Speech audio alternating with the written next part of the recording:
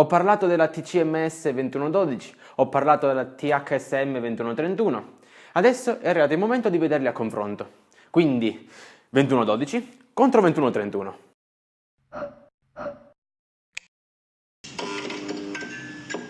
Ciao, sono Riccardo Prezioso e in questo video vi parlerò di due delle troncatrici della Enel più vendute in assoluto sul web. Sto parlando della TCMS 2112 e della THSM 2131 della Enel, l'una fornita da Faircolor, l'altra in mio possesso.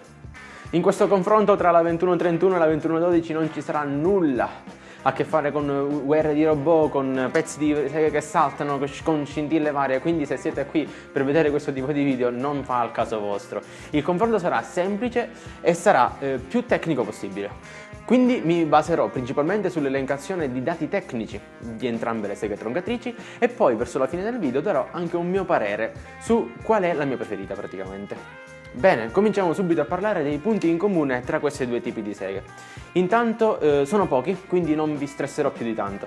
I principali punti in comune che hanno queste due troncatrici sono la potenza del motore, dichiarata 1600 e 1500 rispettivamente per la 2112 e per la 2131, però sinceramente le ho provate, queste potenze, questi 100 watt di potenza non si fanno sentire.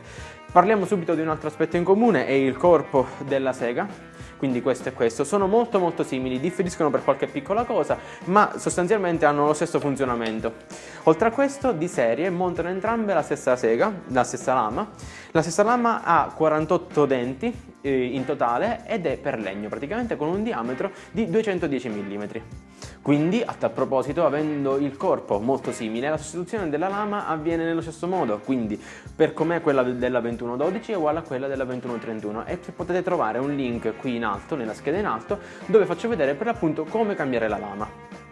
Passiamo adesso alle differenze di maggior spicco tra la 2112 e la 2131. Intanto il prezzo, stiamo parlando di circa 70 euro, qualcosina di più, per la 2112, mentre per la 2131 stiamo parlando di un prezzo che è circa il doppio, circa 121 euro, mi sembra che dovrebbe essere il prezzo più basso presente in questo momento sul web. Quindi la principale differenza è il prezzo. Seconda differenza è che la 2131 in più, come caratteristiche aggiuntive, ha un laser, ha una guida laser, semplicemente si può accendere e spegnere da qui dal manico, che permette di effettuare tagli precisi e di essere più veloci nell'effettuare questi tagli, mentre la 2112 questo non ce l'ha.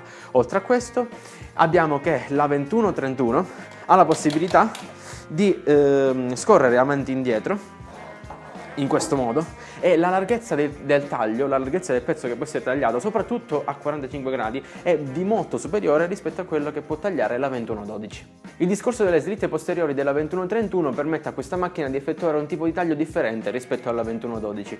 Infatti, se nella 2112 possiamo andare soltanto in affondo, nella 2131 possiamo sì andare in affondo durante il taglio, ma possiamo anche scegliere durante l'affondo di poter far scorrere le guide avanti e indietro. Questo permette di avere una superficie di taglio più pulita possibile e permette inoltre di poter convogliare la maggior parte della segatura dritta direttamente all'interno del canale di aspirazione, cosa che la 2112 non può fare perché essendo in affondo la segatura tenderà ad andare prima orizzontalmente e poi piano piano verticalmente. Qui possiamo giostrare la situazione mandando tutta la segatura direttamente all'interno del bocchettone.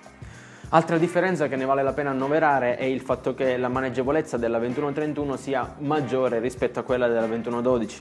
Effettivamente è vero, abbiamo visto nel video della 2112 che tagli angolati a 45 gradi da questa parte non possono essere effettuati se il morsetto è da questa parte, mentre tagli a 45 gradi in questo senso non possono essere effettuati perché se il morsetto è messo da questa parte. Per la 2131 il tutto è un po' più semplice, il morsetto non dà nessun tipo di fastidio e inoltre per poter bloccare il piatto girevole, in questo caso avremo un manico qui davanti, un pomello qui davanti, mentre il pomello nella 2112 sarà piccolo e un po' angusto qua dietro, ma svolge egregiamente il suo lavoro, è soltanto un po' più difficile da raggiungere.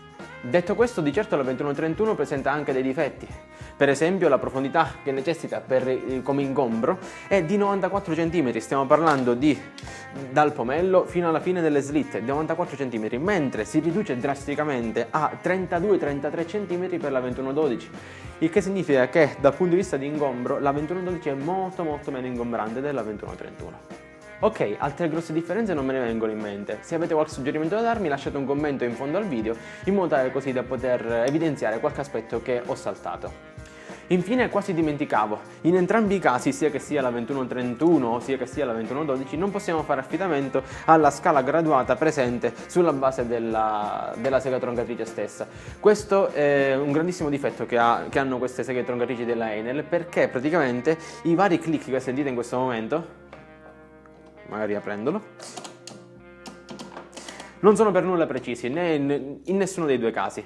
E l'unico modo praticamente per poter settare al meglio queste seghe troncatrici è quello di crearsi una guida apposita. L'ho creata e potete vedere come creare la vostra nella scheda qua sopra in alto.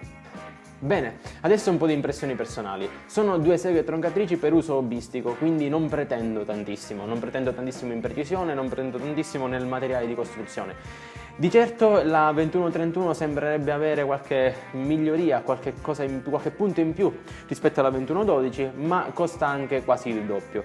Detto questo, la 2112 risulta essere un pochettino più scomoda, ma soprattutto ciò che mi ha fatto scegliere la 2131 tra le due è il fatto che nei tagli a 45 gradi, quindi in questo modo, la larghezza massima del pezzo può essere di 80 mm, che è veramente poco, e che rende quindi molto più appetibile la 2131. In conclusione, penso vi siete accorti che sono un po' di parte, patteggio per la 2131 effettivamente, e essendo felice possessore di questa sega da più di 3 anni posso dirvi che effettivamente è un ottimo acquisto, se potete quindi affrontarlo, ma il prezzo non è poi così tanto altro.